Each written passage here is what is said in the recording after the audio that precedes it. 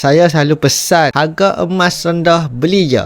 Jangan tunggu paling rendah sebab tak siapa tahu bila harga paling rendah. Lepas beli, tak perlu pun cek harga emas setiap hari, setiap jam, setiap minit. Harga naik rasa happy, harga turun rasa kecewa. Membazir emosi je.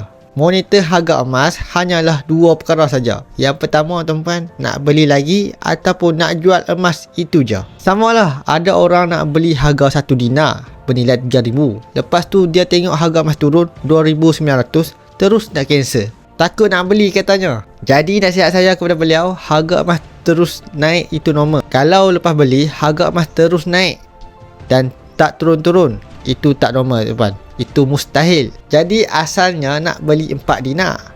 Dia buat keputusan beli cuma 1 dinar je.